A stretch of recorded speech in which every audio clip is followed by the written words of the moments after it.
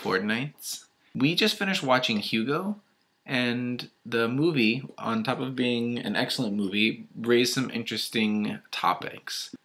Even though a bit character was missing, the overall feel of the movie was at least the same. I'd have to say that it's one of the few movies that I might have liked more than the book. Not that the book was lacking in any way at all. So it centers around this boy, Hugo Cabret, who lives in a train station. He ended up with the job of making sure that the clocks are okay. This is a hard book to boil down. So there's a boy who has an automaton. That automaton leads him on an adventure. So scary. It comes down to every person, even if you may feel like you're a cog in the machine, you're essential in it. He thinks of the whole world as a machine, and that machines inherently don't have any extra parts. If he thinks of the world as a machine, then he must not be a useless part. And even though there were major changes in the plot, the theme stayed the same, and I think that that's why it succeeded as a book and a movie. Contrast to Hunger Games, which in all, I know, the movie stuck pretty strictly to the book. Tone changed so much. Well, they chose the wrong parts. Exactly, yeah. I feel like instead of trying to take parts of the book that gave the idea of the book, they tried to take the parts of the book that were exciting. There are at least 2 people, I'm sure tons more, comment if that's you, by the way, who really thought that the book didn't have the same tone.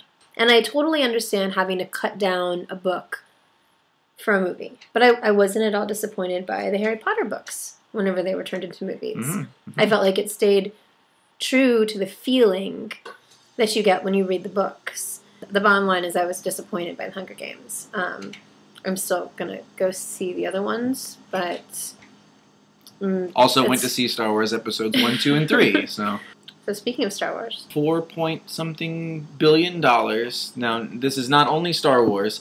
This is all of Indiana Jones, Industrial Light and Magic, Skywalker Sound, THX. These are major properties. Owns that? Yeah. That sound? Yeah. Disney has already started planning for filming and releasing episodes 7, 8, and 9 to... P.S. They should have done first, while they could just use Harrison Ford, Carrie Fisher, and Mark Hamill. Could have used them, and it would have been great. But let's look at what Disney properties have done recently. They took... Avengers is a Disney movie. Wait, Disney owns all of Marvel? Some of them, well, I guess, maybe. I don't know. I want them to make a Civil War movie. While we're talking about books that need to be made into movies that don't suck. Full circle. Yeah. That's our job. And whenever I found out that he was going to be donating the money that is made by this sale to education, I feel like, okay, now we're investing in our future. This is probably one of the best things he's ever done with the property. Here's to George. And Disney. And Disney. Well, do you agree, disagree? Any book-to-movie successes or book-to-movie epic fails? Epic fails. Yeah. Subscribe one of these guys. Like one of here. We're not sure which side it's going to be on. See you in a fortnight.